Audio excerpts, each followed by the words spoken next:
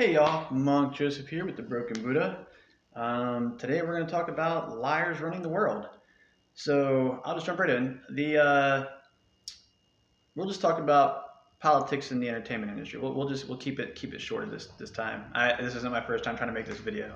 So in entertainment, I know a lot of people are going to say it's just entertainment, it's just comedy, this and that, but you have to understand what modern entertainment does. You don't see this so much anymore with actors because these days actors are kind of they are who they are off camera and on camera. I'm not going to name any names, but you know who they are. They take different roles, but they're not even playing the roles. They're just being themselves, but with those clothes and name. Like it's not acting anymore. But the point is that classical acting, the idea of being able to perform things that aren't true and say things that aren't true and convince people they are to a degree where they need to come see more. That's what we're talking about. I mean, top tier lying and manipulating. And what I find interesting is that I've noticed in society that the more that somebody successfully lies, the more easily they can successfully lie. It doesn't matter if you're talking about a fraudster or an actor or a politician. Um, Even when you know they're lying, or all of the whole public knows they're lying, it's interesting to watch them be able to control that situation, almost like some kind of Jedi mind trick. And the only thing I've been able to gather is that the more successful lies you tell, the more successful lies you can tell. And as a yogi or a man of faith, I obviously disagree, but I think most people, as they're adulting, are like I should just start lying and doing bad things, and then I can be just like them. And I don't think that it's necessarily like that.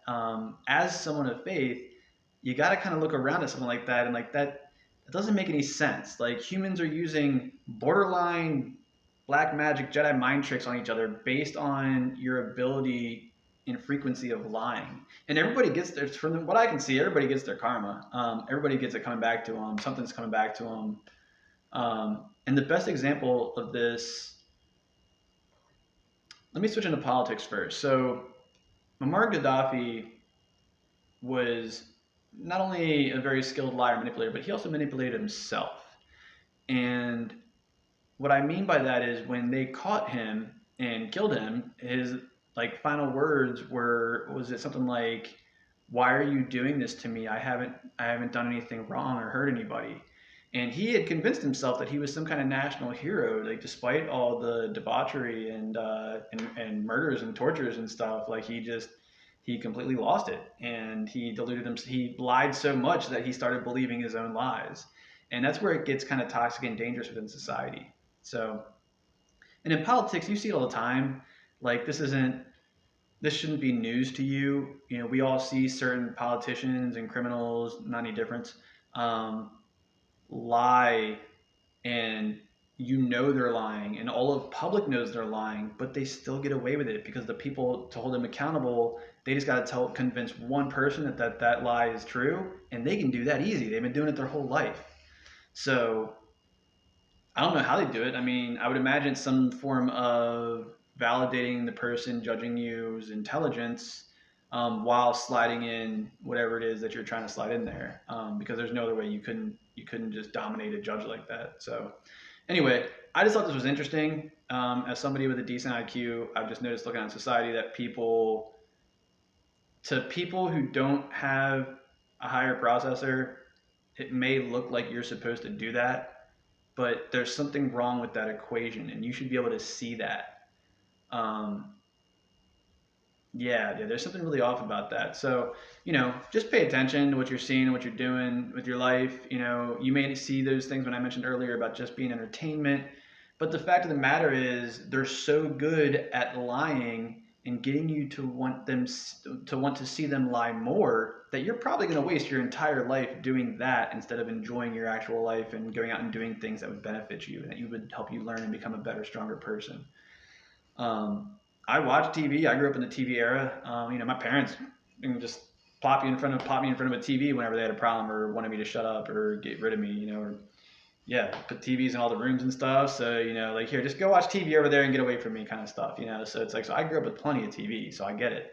But at this point, at 41, I do a lot more evaluating. When I watch a show about fraudsters, I'm evaluating sociopathy and psychopathy and schizophrenia and stuff like that. I'm not necessarily watching the show. And maybe that's why I like cartoons, because I'm not watching a person lie. I don't know. I'm about to get really off topic here, so I'll just wrap this up.